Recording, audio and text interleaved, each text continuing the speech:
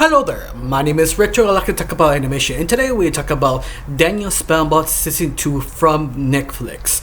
Now, this Season 2 was, I want to say, a little better, but at the same time has that issue of they just don't know where to do the drama and comedy or action in the right time. It doesn't ruin it all the time, but it's a certain balance. They're not sure where to do it and when not to do it. But does it not ruin the series? Season 2 still is good. It's that little problem they usually have with this type of series.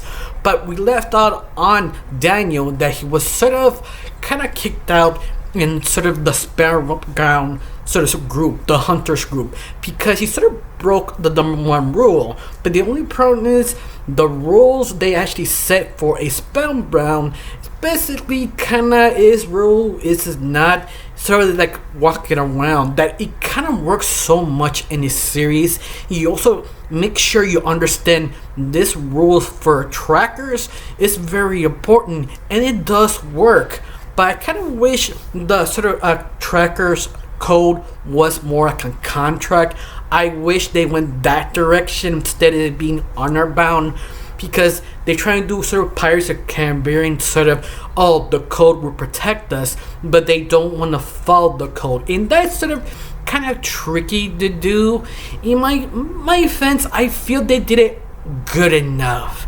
It's sort of sometimes but besides that, Daniel was basically kicked out in the tracker organization. Now it shows you why the code is so important, because it allows you to work and be protected with other competition or slash enemies.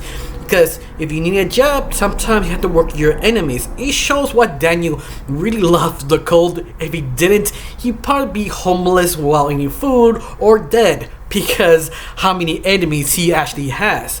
But this one sort of tracks with a new character that is especially a little girl called Shaq, who wants Daniel's help to help find her brother. When he finds her brother, there's a twist that Shaq's brother could be like sort of a half demon, half human by accident, because he's sort of well-known tracker who finds something very questionable.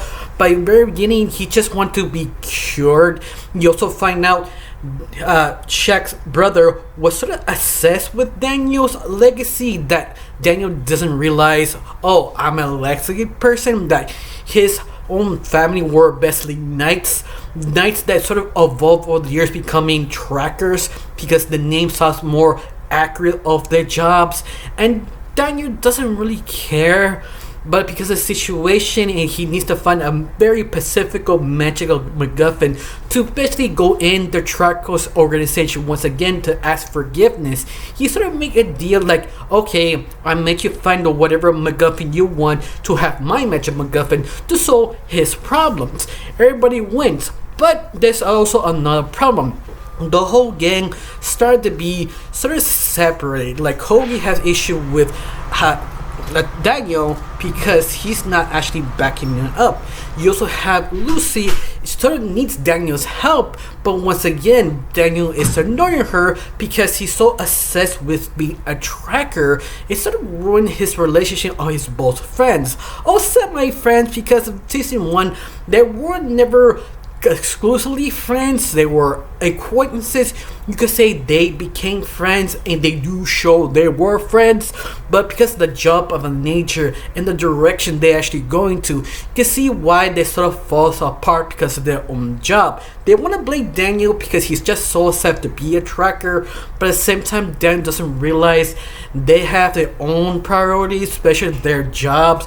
Like his best friend, the pig, Rolly, I'm sorry if he messed up his name, that he wants to be human, and Daniel still can ignore him, but at the same time Daniel needs him so much, but at the same time he just wants to do his job back. He want to be the tracker, but at the same time Hoagie has a lot of good reasons. Like, he helps so much, he expected to be helped back because they're friends, but once again Daniel was sort of says, sort of ignore him. He also ignored Lucy, who looking for a staff to help her to become the official boss of her new organization. She runs, becoming sort of the main cop of the whole group. But I love it. It's sort of everything is sort of connected to this sort of forbidden magic that Shaq's brother was sort of possessed this sort of evil magic to do more evil harm to the magic world. And everything just sort of interesting to write out to Daniel to realize what his legacy, he should ignore it or not. But in the end, he's not the chosen one. He's doing for one specific reason for this mission or save the world. It's because he just want to be a tracker. He just be accepted in the group once again.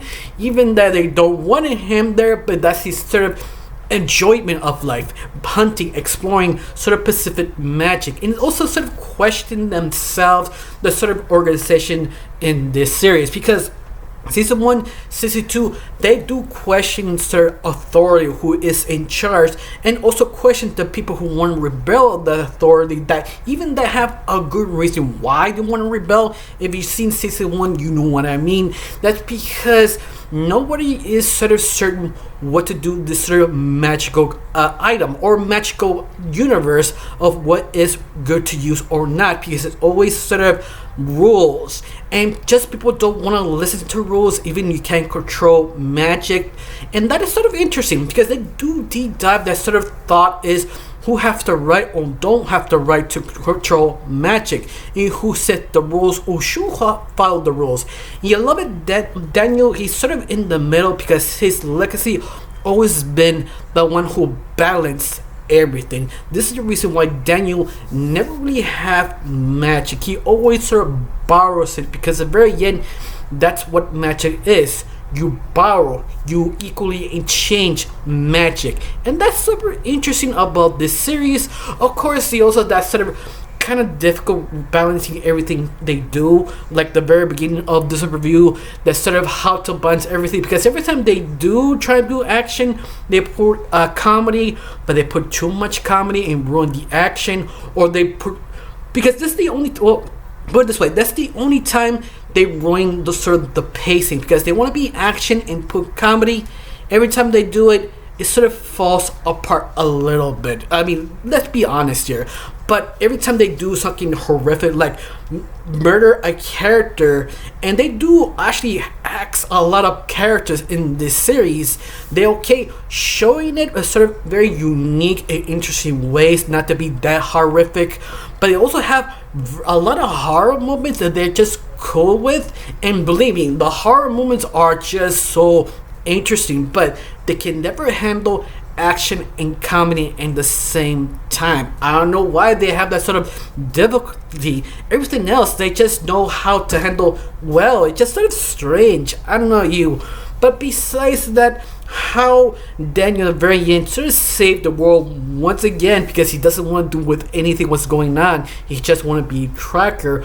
But it opens more interesting things about Danny, that he now realized he kind of need to help his friends and set his priorities straight, that being a tracker is not the most important thing, but it could be second or third, because very obvious, you kind of need to help your friends who helped you. It's sort of like a contract. Yeah, I really enjoy it. Now, I do have a problem with some of them being villains in this series, because Daniel Spellbound villains are okay. Like the bleak pot villains always are the boringest one. The more interesting one are the monster or the king evil villains who tend to destroy the world are more fascinating, because you find out in the main villain of this series is Sir Dark Magic possessed by Shaq's brother, who has this sort of loving brother relationship with her sister, but at the same time he switches automatically to this sort of horrific monster.